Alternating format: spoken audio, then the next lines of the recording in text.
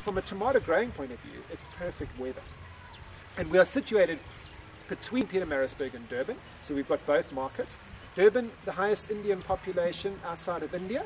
They love tomatoes in their curries. Yeah. So but it's a great commodity. There are dangers in doing it in terms of being involved in a single commodity. But we're working with an agronomist consultant who will be with us in a few days' time, and we'll be working through that and planning that for the future as to what's the best way to go. But the joy here, and one of the great encouragements here, has been watching how local young men and women have really come up and are just their whole standard of work and the way they've grasped the hydroponics concept. Hydroponics is essentially very technical. It's not like normal growing, and maybe that's why we enjoy it so much, because it's far more scientific than normal growing. You can look at the logic and you can figure out the answers to it.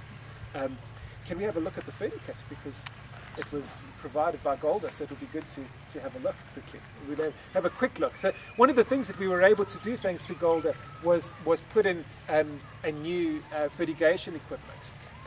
So we had to move our system as we're planning for expansion to below this reservoir. So we've got this storage of water, and then from there we put in a new injection system that allows us to inject prescription levels of fertilizer into the plants.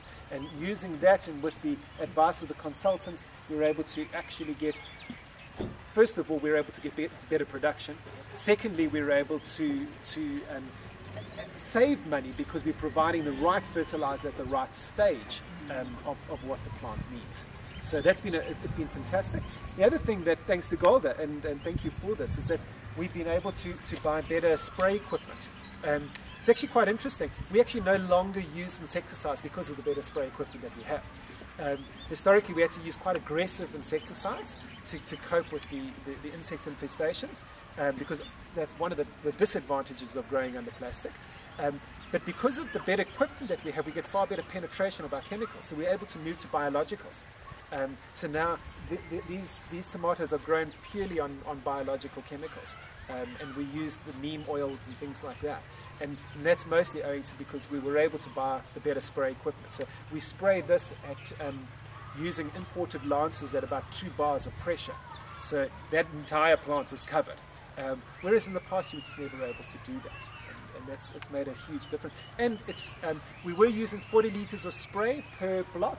We now use 25 litres. So just direct savings to us, which at the end of the day, more profits, which means more medicines, and the children in better health at the end of the day. So we'll take a quick look there.